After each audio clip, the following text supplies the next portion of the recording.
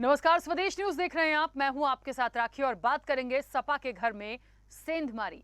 UP में पहले विधानसभा और इसके बाद 2 लोकसभा सीटों पर हुए उपचुनाव की जंग जीतने के बाद बीजेपी मिशन 2024 की तैयारियों में जुट गई है।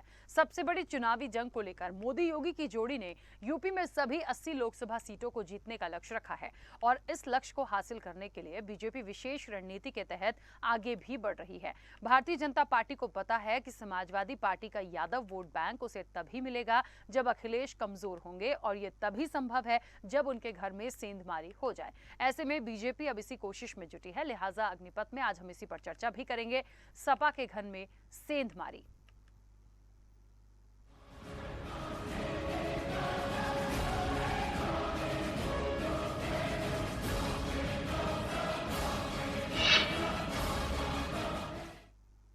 प्रधानमंत्री नरेंद्र मोदी सोमवार को मुलायम सिंह यादव के करीबी और समाजवादी पार्टी के नेता चौधरी हरमोहन सिंह यादव की 10वीं पुण्यतिथि पर आयोजित कार्यक्रम में वर्चुअली जुड़े। आपको बता दें कि पीएम मोदी पहले कार्यक्रम में शामिल होने के लिए कानपुर पहुंचने वाले थे, लेकिन द्रौपदी मुर्मू के राष्ट्रपति पद के शपथ ग्रहण कार्यक्रम के चलते उनका कानपुर का दौरा टल गया, लेकिन वो इससे वर्चुअली जुड़े। ऐसे में अब सियासी गलियारों में ये सवाल उठ रहा है कि बीजेपी के लिए हरमोहन सिंह यादव और उनका परिवार इतना महत्वपूर्ण कैसे हो गया। क्या बीजेपी की नजर अब सपा के यादव वोट बैंक पर है?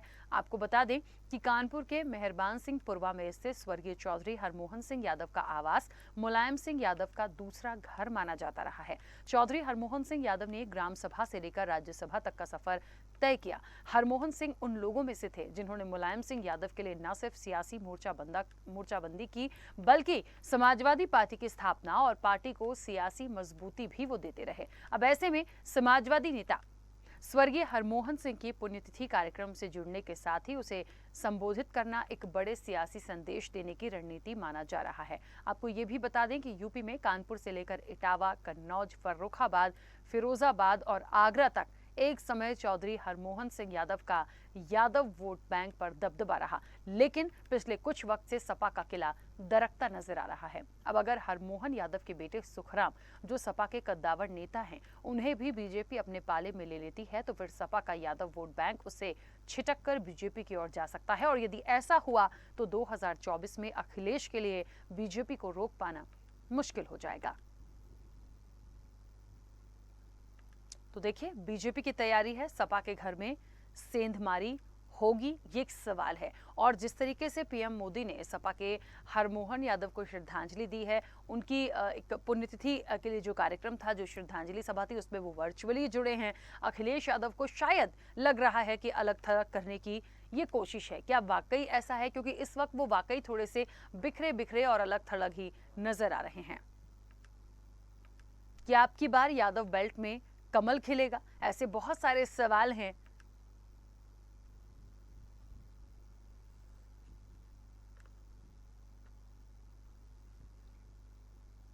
चलिए, इस चर्चा को मैं आगे बढ़ाऊंगी। कई मेहमान हमारे साथ जुड़े हैं। सबसे पहले आपका परिचय करा दूं। भारतीय जनता पार्टी का पक्ष रखने के लिए केसी जैन जी हमारे साथ जुड़े हैं। केसी जैन जी, बहुत स्वागत चर्चा में जुड़ने के लिए। सपा का पक्ष रखने के लिए विवेक पांडे जी हमारे साथ जुड़े हैं। विवेक जी, आपका भी बहुत स्वागत है। और उत्तर प्रदेश से हमारे एडिटर अकील सिद्दीकी जी जुड़े हैं। अकील जी, आपका भी बहुत स्वागत है। चर्चा की शुरुआत सबसे पहले केसी जैन जी आपसे, क्योंकि जिस तरीके से पीएम मोदी वर्चुअली जुड़े, श्रद्धांजलि सभा में ये कार्यक्रम जो हुआ, तो सपा के हरमोहन यादव को श्रद्धांजलि तो दी और साथ में कहीं ना कहीं उनके जो बेटे हैं सुखराम, वो भी एक कद्दावर नेता समाजवादी पार्टी के माने जाते हैं। तो इस कार्यक्रम में जाना या इससे वर्चुअली जुड़ना या श्रद्धांजलि देना क्यों महत्वपूर्ण था? ऐसे ही या कोई और उनके टर्म्स थे या किसी और वजह से? देखिए साक्षी जी, राजनीति में अगर कोई अच्छा काम करके जाता है तो ऐसे में वो किसी पार्टी विशेष की विरासत बनकर के नहीं रह जाता है। महात्मा गांधी जी हमेशा कांग्रेस से जुड़े रहे, लेकिन महात्मा गांधी जी को कौन सी पार्टी नहीं मानती है? तो चाहे समाजवादी पार्टी हो, बसपा हो, भाजपा हो, कांग्रेस हो, हर पार्टी उनको आज महत्व दे रही मानती है महात्मा गांधी जी को। महात्मा गांधी जी सिर्फ कांग्रेस पार्टी के होकर के तो नहीं रह गए। इसी प्रकार से आप देखिए राखी जी कि सरदार वल्लभ भाई पटेल को एक तरीके से कांग्रेस ने हाईजैक तो कर रखा था, लेकिन उनको यथासंभव सम्मान कभी नहीं दिया। तो ऐसे में जो भी महापुरुष हुए हैं वो किसी भी पार्टी में रहे हो, किसी भी दल की राजनीति किए हो, हम ऐसे महापुरुषों को लेकर के, ऐसे राजनीति से जुड़े हुए ऐसे लोग जिन्होंने देश के लिए, समाज के लिए कुछ अच्छा काम किया है, तो ऐसे लोगों का सम्मान भारतीय जनता पार्टी हमेशा से करती रही है और करती रहेगी। दूसरी बात यह है कि जो हरिमोहन यादव जी थे, इनके जो बेटे सुखराम जी, तो इन्होंने जब अपने पिताजी के कार्यक्रम का आयोजन किया, उसमें माननीय प्रधानमंत्री जी को आमंत्रित किया कि वो उनसे जुड़े कार्यक्रम में। तो ऐसे में माननीय प्रधानमंत्री जी ने अपना संबोधन दिया और अपनी जो भावनाएं थी वो व्यक्त की। तो अगर कोई भी अपने वो एक पार्टी लीडर तक ही नहीं था, सुखराम जी ने अगर माननीय प्रधानमंत्री जी को या योगी जी को या किसी भी पार्टी के, तो दूसरी पार्टी के नेताओं को भी बुलाए और खास करके अपने पिताजी के इस तरीके से स्मरण दिवस पे, तो हर कोई पहुंचेगा। आप देखिए किसी भी पार्टी का कोई भी नेता हो, आप देखिए अभी माननीय मुलायम सिंह यादव जी का स्वास्थ्य खराब हुआ, तो क्या योगी जी घर नहीं गए मिलने? तो ऐसा तो नहीं कि मुलायम सिंह जी से वो मिलने गए योगी जी, तो मुलायम सिंह जी को भारतीय जनता पार्टी में लाने के लिए मिलने गए, ऐसा तो नहीं है। तो खास करके जब ऐसे जब कहीं पे कोई दुखद खबर हो, कहीं पे इस तरीके का स्मरण का उनका दिवस हो, तो श्रद्धांजलि सभा हो या स्मरण दिवस हो उनका, तो ऐसे में अगर उनके बेटे सुखराम जी ने माननीय मोदी जी को आमंत्रित किया कि आप रहे, तो वर्चुअल जुड़ करके उन्होंने अपनी भावनाएं वहां पे व्यक्त की।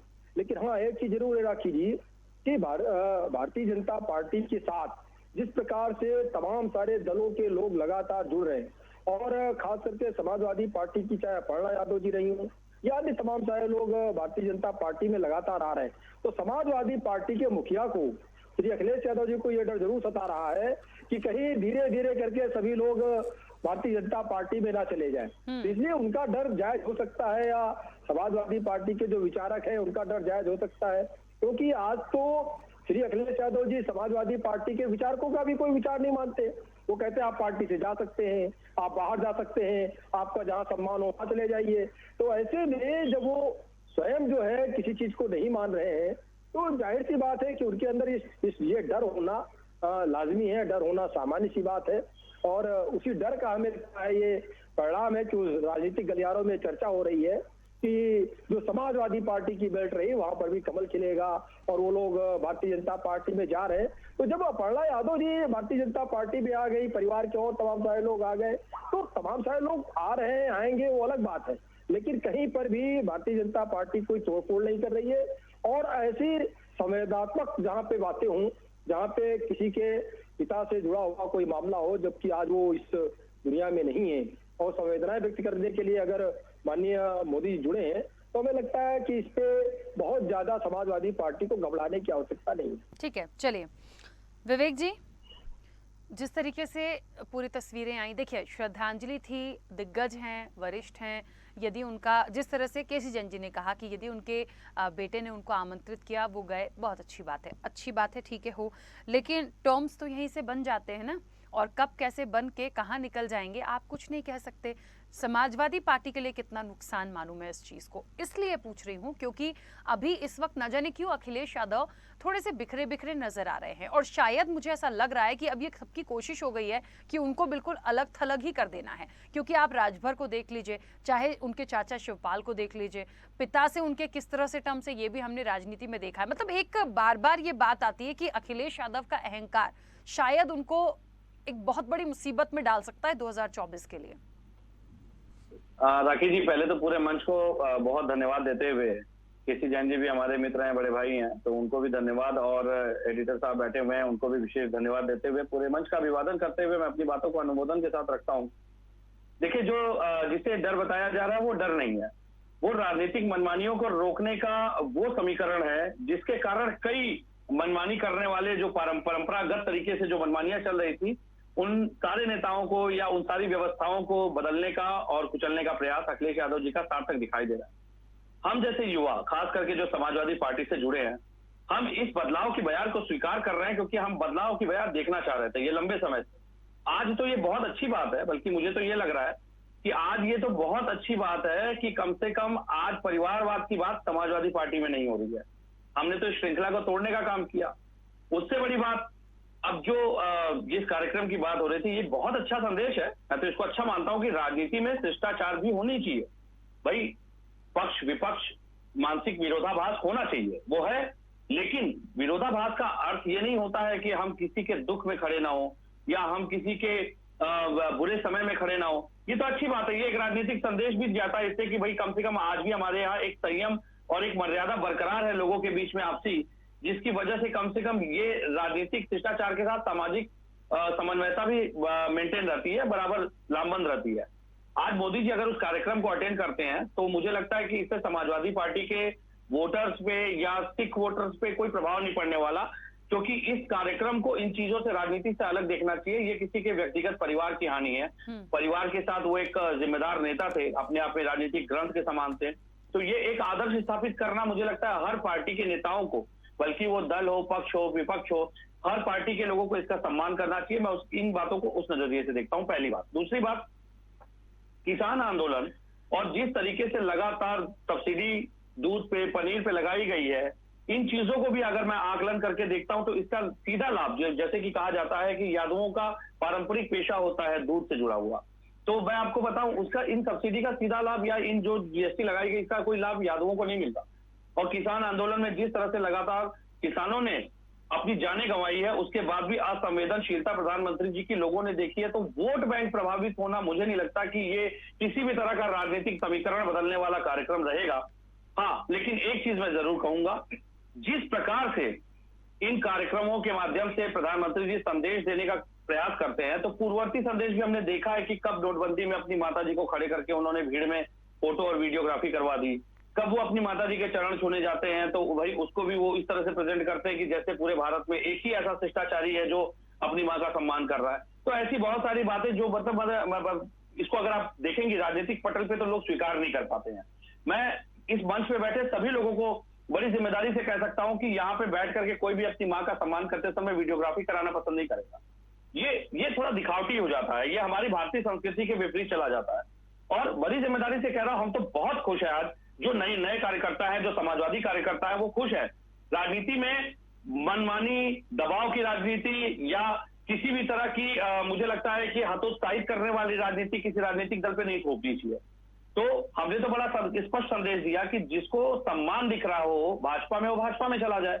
और भाजपा तो वैसे भी सम्मान देने में बहुत आगे है, जो भाजपा के साथ आज तक गया उसकी राजनीति समाप्त कर दी इन्होंने। ठीक है उसकी विवेक तो जी, कद को ही एक घटा बात से दिया थोड़ी उन्होंने। असहमत हूं मैं, एक बात से असहमत हूं। आप कह रहे हैं कि सही बातें, मनमानी नहीं होना चाहिए, कुछ भी नहीं होना चाहिए। तो ये जो औपचारिक पत्र आया ना स्वतंत्रता देने वाला, चाहे चाचा के लिए हो या राजभर के लिए हो, तो ये मनमानी तो थी। टिकट्स के दौरान भी आप अपनी मर्जी चला रहे हैं, हर चीज में अपनी मर्जी चला रहे हैं, तो मनमानी तो वो खुद ही कर रहे हैं ना। मुखिया ही मनमानी करेगा तो कैसे काम चलेगा? आज आपने मुझे इस मंच पे बैठने का अवसर दिया है, मौका दिया है। आप हम जैसे लोगों को नेता बनाने में हमारा सार्थक सहयोग करते हैं, तब आज मैं इस मंच पे बैठ के बोल रहा हूं। अगर हम किसी गठबंधन में, अब जैसे शिवपाल जी की बात करते हैं, आदरणीय शिवपाल जी गठबंधन में हमारे साथी थे, एक सीट पे वो लड़े जिसको लेकर के बार बार वो आरोप लगाने का प्रयास करते हैं। तो मैं आपको बड़ी जिम्मेदारी से बता दूं, गठबंधन आपसी समन्वयता से, आपसी सहमति से होता है किसी भी राजनीतिक दल के साथ। और शिवपाल जी इतने बड़े राजनीतिक ग्रंथ है, उनकी प्रगतिशील समाजवादी पार्टी है, एक स्वच्छंद दल है, उनके ऊपर किसी तरह का समाजवादी पार्टी का दबाव नहीं था कि वो मात्र एक सीट पे लड़े। अगर उनको गठबंधन नहीं स्वीकारता वो उसी समय मना कर देते, अगर राजभर जी को नहीं स्वीकारता उसी समय मना कर देते। तो क्यों टिकट्स तो वो और भी मांग रहे थे, वो चाह तो रहे थे बहुत सारे लोगों के लिए टिकट्स, लेकिन दी नहीं गई ना। मैं उसी बात पे आ रहा हूँ कि अंतिम विकल्प, अंतिम जो हमारा निर्णय होता है आपसी समन्वयता से, आपसी सहमति से, उस पे वो सार्थक रूप से जब तैयार हुए तब वो एक सीट पे लड़े। वरना वो चाहते तो जिस तरह से निष्पक्ष रूप से बाकी अपने कैंडिडेट को उन्होंने मना ही कर दिया लड़ने से। और आप इस चुनाव की बात छोड़ दीजिए, अन्य किसी चुनाव में उनकी भूमिका देखिए, या अन्य किसी, अब 14,800 करोड़ का जो बुंदेलखंड भ्रष्टाचार है, मैं आपको बड़ी जिम्मेदारी से कहता हूं, देखिए ना, पुल उखड़ गया, लेकिन आप भाजपा के समर्थन में देखिए, ये दोनों दल खास करके विपक्ष में है, लेकिन अभी तक एक शब्द इनके मुंह से ना निकला। ठीक है, तो अच्छा इस तरह विवेक की जी, राजनीति को एक हम छोटा बढ़ावा सा नहीं सवाल दे सकते मेरा, ना। ठीक है, क्योंकि क्या होता है हम चर्चाओं में बहुत आगे तक जाते हैं, बहुत सारी चीजें निकलती हैं। मैं अपनी जो महत्वपूर्ण चीजें हैं जो इससे जुड़ी वो कंप्लीट करूं पहले। मुझे बताइए, जैसे आपने बोला ये सही बात है, श्रद्धांजलि कार्यक्रम था, हम चलिए कोरिलेट ना भी करें कि ऐसा हो जाएगा वैसा हो जाएगा, किसी के घर का व्यक्तिगत क्षति का कोई यदि प्रोग्राम है तो ठीक है, चलिए वहां तक मैं सहमत हूं। लेकिन आप शायद ये भूल रहे हैं कि भारतीय जनता पार्टी छीनने में बहुत माहिर है। तो इस कार्यक्रम के माध्यम से ही सही या कुछ और, देखिए केसी जैन जी मुस्कुरा रहे हैं, ठीक है, मैंने शुरुआत में ही कहा था कि कहां से रिश्ते कैसे बन जाएंगे और अगली तस्वीर क्या दिखेगी। फिर ये बात नहीं होती है कि हम तो पुण्यतिथि कार्यक्रम में गए थे, वो तो गए थे, हम तो श्रद्धांजलि में गए थे, अब प्रेम बढ़ गया, जोड़ मिल गया, प्लानिंग बन गई, तो फिर आपको नुकसान हो जाएगा, बीजेपी को नुकसान नहीं होगा। नहीं, हम इसके लिए भी, हम इसके ऊपर भी रणनीति बना के चल रहे हैं, क्योंकि हमने देखा है कि भाजपा में कितने अयोग्य कार्यकर्ता हैं कि भाजपा को हमेशा इंपोर्टेड कार्यकर्ताओं से या इंपोर्टेड विधायकों नेताओं से काम चलाना पड़ता है और केसी जैन जैसे लोगों को साइडलाइन लगा दिया जाता है। सबसे बड़ी बात देखिए ना, कर्नाटका देखिए, गोवा देखिए, गोवा में तो लगे ही है, महाराष्ट्र देख लीजिए, हमने मध्य प्रदेश देखा, हमने बिहार देखा, तो हम इस बात से बखूबी वाकिफ हैं कि ये जोड़ तोड़ की जो राजनीति है, किस तरीके से भाजपा इसको करके चुनी हुई सरकारों को गिरा के लोकतंत्र को दीमक की तरह समाप्त कर रही है। केसी जैन जी का क्या है, वो व्यक्तिगत मैटर उनका हो सकता है, फिलहाल तो वो बहुत खुश नजर आ रहे हैं मुझे अभी। बना के चल रहे हैं, हमारी रणनीति मजबूत है, ये पुराने समाजवादी कार्यकर्ता है, ये स्वर्गीय नहीं, मेरी बात केसी जैन जी, मेरी बात पूरी हो जाए। स्वर्गीय, आज हमारी पार्टी को एक क्षति हुई है, हमारे बहुत ही वरिष्ठ नेता का निधन हुआ है, बाहर से लोगों को आना पड़ता है, उनको जिम्मेदारी सौंपते हैं। किसी जन की बुरा मानने वाली कौन सी बात है, ये तो आपकी भाजपा कर रही है, इसमें बुरा मानने वाली कौन सी बात है, आप बताइए। आप जैसे योग्य नेताओं को दरकिनार कर दिया जाता है, सुन लीजिए, आप जैसे योग्य नेताओं को दरकिनार करके बताइए, 5वीं पास 10वीं पास लोगों को मंत्री बना दिया गया, हमें तो बुरा लगेगा ना, अरे हमें तो बुरा लगेगा ना। मैं तो भाजपा से निवेदन कर रहा हूँ हाथ जोड़ के, आपको कोई मंत्रिमंडल में पद दे देते हैं, आप तो वकालत करते हैं, LLB ग्रेजुएट है, आप डबल ग्रेजुएट है, आपको कोई पद देते हैं, बताइए। नंदी जैसे 5वीं पास अंगूठे छाप को उन्होंने उद्योग मंत्री बना दिया, जो कि उद्योग लाने में सक्षम नहीं है उत्तर प्रदेश में। योग्य मंत्रिमंडल तो रखे। इतनी मैं ये सोच रही हूँ कि इतनी समझदारी वाली बात या जो भी है इसके पीछे समझ तो मैं बहुत अच्छे से रही हूँ, केसी जैन जी को आप दे रहे हैं, बता रहे हैं और समझाने की कोशिश कर रहे हैं। यही अखिलेश यादव और समाजवादी पार्टी खुद के लिए कर ले तो चाचा भी होते, राजभर भी होते, शायद चुनाव भी जीतते। राखी जी देखिए, राजनीतिक मनमानियों के दौर को जब से समाप्त किया गया है ना, लोगों के अंदर बड़ी भड़ासा बढ़ी हुई है और जो कुंठा लोगों की निकल रही है वो बदलाव की बयार को स्वीकार नहीं कर पा रहे हैं। हम तो कह रहे हैं ना कि हम जैसे कार्यकर्ता बहुत खुश हैं कि कम से कम समाजवादी पार्टी आज लोकतंत्र के उस राह पे चल पड़ी है। चलिए, बहुत देर हो गई है, अखिल जी का पक्ष आ जाए फिर मैं वापस आती हूँ, क्योंकि मेरे पास सवाल बहुत हैं और मैं इतनी आसानी से इसे छोड़ने वाली नहीं। केसी जैन जी, हाँ चलिए जल्दी से बोलिए, जल्दी से। हाँ बोलिए केसी जैन जी।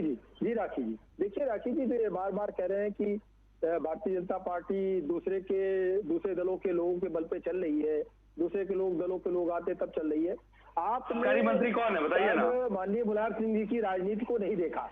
मुलायम सिंह यादव जी 2003 में जब सरकार हम तो बदल रहे हैं केसी जैन जी, वही तो मैं कह रहा हूं, तो बदल रहे हैं परंपरा को, किस तरीके से विधायकों को लाते हैं, किस प्रकार से वो मुख्यमंत्री बनते हैं। और 5वीं पास उत्तर प्रदेश का उद्योग मंत्री है, बताइए अच्छा लगता है क्या सुनने में, अच्छा लगता है क्या? माननीय मुलायम सिंह यादव जी उत्तर प्रदेश के मुख्यमंत्री रहे, किसी और प्रदेश के मुख्यमंत्री नहीं रहे।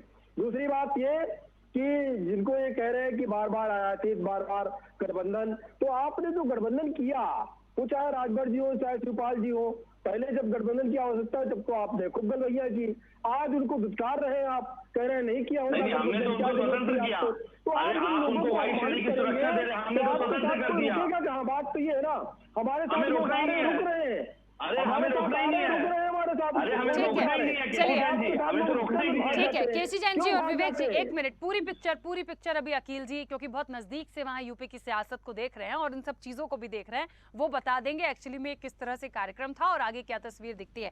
अकील जी, क्या लग रहा है कि क्या वाकई में यादव बेल्ट में कमल खिलाने की कोशिश है, कुछ और था? निश्चित तौर पे कमल खिलाने की ही कोशिश है और इसका प्लान बना है। बीजेपी ने इससे बड़ा प्लान बनाया है, ये सबको पता है, समाजवादी पार्टी को भी पता है, भारतीय जनता पार्टी को पता है, हमारे दोनों जो गेस्ट जुड़े ना इनको भी पता है। वजह यह है कि पूर्वांचल में देखिए अभी समाजवादी पार्टी के पुराने एक कार्यकर्ता थे, उनकी भी मौत हुई थी किन्हीं कारणों से, तो वहां पे मुख्यमंत्री जी भी गए थे उस सभा में भी। आज जिस तरह प्रधानमंत्री, देश के प्रधानमंत्री म्यूचुअल फंड से ही जुड़े, वो वीडियो कॉन्फ्रेंसिंग से जुड़े, लेकिन वहां जुड़े, एक मैसेज गया, वो हरमोहन जी, जो स्वर्गीय हरमोहन जी यादव है, वो एक बेल्ट था, वो जो वहां से अगर आप चलिए कानपुर से लेके बुंदेलखंड तक, इटावा, फर्रुखाबाद, फिरोजाबाद, आगरा तक ना, वहां का एक बेल्ट था, वो यादव वोट को एक साथ लाते थे। निश्चित तौर पे मुलायम सिंह यादव जी के जमाने में ना पार्टी को खड़ा करना, एक एक लोगों को खून से सींचना, कैसे कार्यकर्ता आएंगे, किनको टिकट देना है, किनसे कितना वोट आएगा, किस चेहरे पे कितना फायदा पार्टी को मिलेगा, पार्टी को किस पद पर, किस जिम्मेदारी पे बैठाना है, ये वो उसका कहीं ना कहीं निर्णय लेते थे और मुलायम सिंह यादव जी उससे फैसला लेते थे। तो कहीं ना कहीं उसका फायदा भी मिला। मुलायम सिंह यादव जी भी सत्ता में रहे हैं, गठबंधन में जितनी पार्टी आती थी उसके भी वो चर्चा का विषय बना रहता था, राय लेते थे, उसका फायदा मिलता था। 2012 में भी देखिए, जब पूर्व मोहम्मद अखिलेश यादव जब निकले थे, तो भी कई लोगों का, पुराने लोगों को जोड़ के रखा गया था और उसका फायदा 2012 में मिला।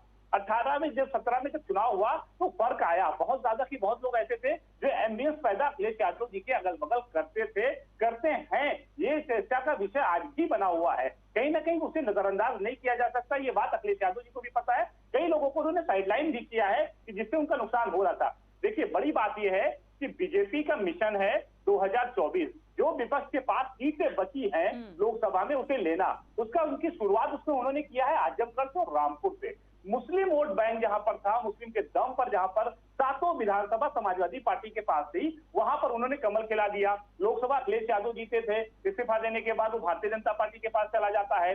रामपुर में आजम खान को लेकर जिस तरह भारतीय जनता पार्टी सरकार ने किया है, उनका आरोप रहा है, लेकिन उसके अलावा उसकी वजह से भी देखिए कहीं ना कहीं वहां कमल खिल गया। तो निश्चित तौर पे भारतीय जनता पार्टी चाह रही, जिस तरह बहुजन समाज पार्टी खत्म हुई है, जो दलित वोट बैंक पर, मुस्लिम वोट बैंक पर राजनीति कर रही थी, जिस तरह उससे जीत रही थी, वो खत्म किया। वहीं पर अखिलेश यादव यानी समाजवादी पार्टी को भी वाईएम का जो समीकरण है उसे तोड़ने की कोशिश की जा रही है। और यही वजह है कि चाहे देश के प्रधानमंत्री पार्टी के बड़े नेता हो, भारतीय जनता पार्टी के, या छोटे हो, हर जगह उन पर टारगेट किया जा रहा है जो समाजवादी पार्टी के मजबूत नेता रहे हैं, उनके पिता रहे हैं, स्वर्गीय हो चुके, उनके बेटों को लाना। हरदोई में देखिए, जिसका सिक्का चलता था, उनको भारतीय जनता पार्टी में किस तरह लेके लाया गया, किस तरह पद दिए गए हैं, ये किसी से छिपा नहीं है।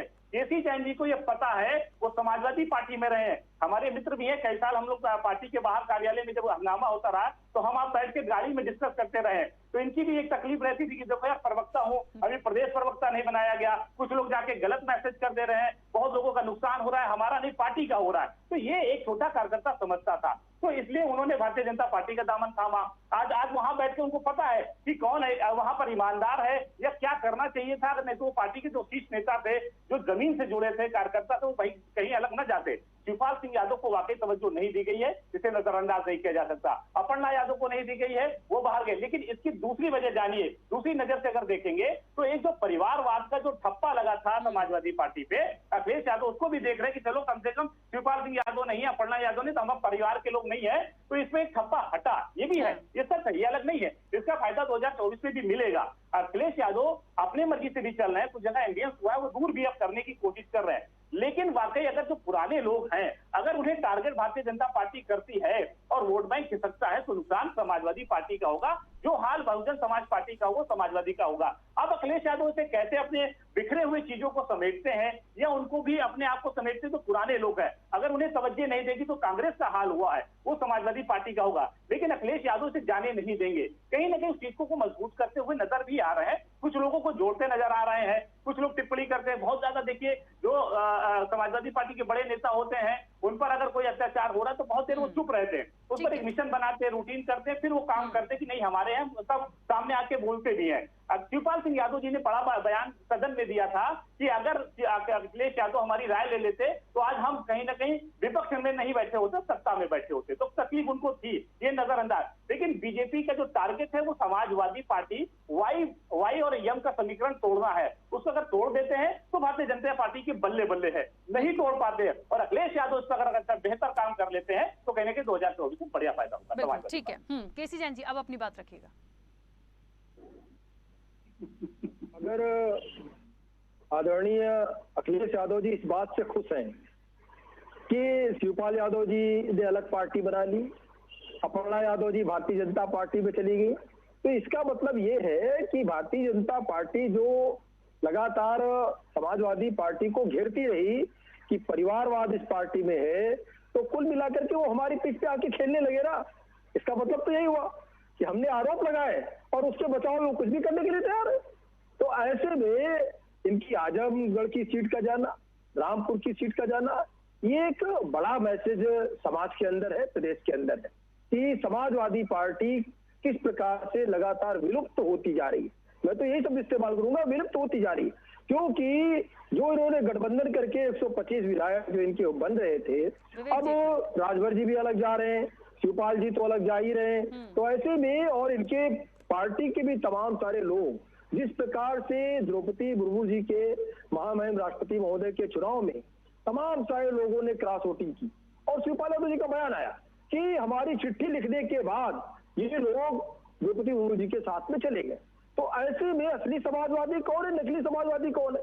कौन है जो माननीय मुलायम सिंह यादव जी को जो लोग घेरते थे, जो लोग उनको अपमानित करते थे, उनके साथ खड़े हैं, और कौन लोग असल में माननीय मुलायम सिंह यादव जी का सम्मान चाहते हैं? ये भी तस्वीर तो साफ हो रही है। तो जो लोग क्रॉस वोटिंग कर रहे हैं वो कब तक और कितने दिनों तक अखिलेश यादव जी के साथ में रहेंगे, ये भी प्रश्न उठता है। और आज ठीक है केसी जैन जी, बीच में रोकूंगी क्योंकि समय हो गया। विवेक जी जल्दी से अपनी बात खत्म कीजिएगा। विवेक जी थोड़ा जल्दी से। देखिए बड़ी जिम्मेदारी के साथ मैं आपको एक अंतिम बात अपनी यही कहूंगा, तो 15 साल के बाद चुनाव लड़ करके लौटने वाली पार्टी अगर ये सोचती है कि 5 साल में समाजवादी पार्टी का अस्तित्व समाप्त हो जाएगा, तो मुझे लगता है ये एक अपरिपक्व बयान है। इसको ऑन रिकॉर्ड मत लीजिएगा। और दूसरी बात ये होती है कि अभी तो लड़ाई शुरू हुई है, समाजवादी पार्टी की बदलाव की बयान देखते जाइए। भाजपाइयों को कष्ट होना लाजमी है, क्योंकि इस बदलाव का उन्होंने कभी उम्मीद और इस बदलाव की चिंता नहीं की थी। कोई दिक्कत नहीं है केसी जैन जी, आप बिल्कुल निश्चिंत रहिए। मैं तो मांग कर रहा हूं कि आप जैसे नेताओं को, सक्षम नेताओं को दरकिनार करके भाजपा आप लोगों को अपमानित करने का काम जो कर रही है उसको रोकिए पहले, क्योंकि 10वीं पास को बताइए उद्योग मंत्री बना देते हैं, आप जैसे डबल ग्रेजुएट को भाजपा में। ठीक है, आज विवेक जी ने कसम खाई है कि केसी जैन जी को बिल्कुल पूरी फ्रंट पे लाकर ही मानेंगे। वो बार बार ये पूरी चर्चा में आ रहा है कि 10वीं पास 10वीं फेल मंत्री बन रहा है, केसी जैन जी रह गए। पता नहीं आज पूरी चर्चा में क्यों आया, लेकिन पूरी चर्चा का हीरो बना दिया केसी जैन जी को समाजवादी पार्टी ने। खैर ठीक है, समय हो गया। आप सभी का बहुत शुक्रिया इस चर्चा में जुड़ने के लिए। तो देखिए कहीं ना कहीं ये जो पूरी तस्वीरें हैं, पूरी बातें हैं, क्या होगा 2024 है, शायद ये चर्चा इसलिए हो भी रही है, सपा के घर में सेंधमारी की बात है, कोशिश तो होगी। देखिए एक व्यक्तिगत कार्यक्रम में जाना कोई बुराई नहीं है, लेकिन वहां जाकर जो चीजें बनती हैं, जो टर्म्स बनते हैं, जो चर्चाएं होती हैं, राजनीति में आप और मैं बहुत अच्छे से समझते हैं कि कब कौन सा खेल हो जाए हम कुछ नहीं कह सकते। तो कुछ चीजें वैसी ही बनती दिख रही हैं। अब देखते हैं आने वाले समय में क्या होता है। फिलहाल चर्चा में इतना ही, दीजिए इजाजत, नमस्कार।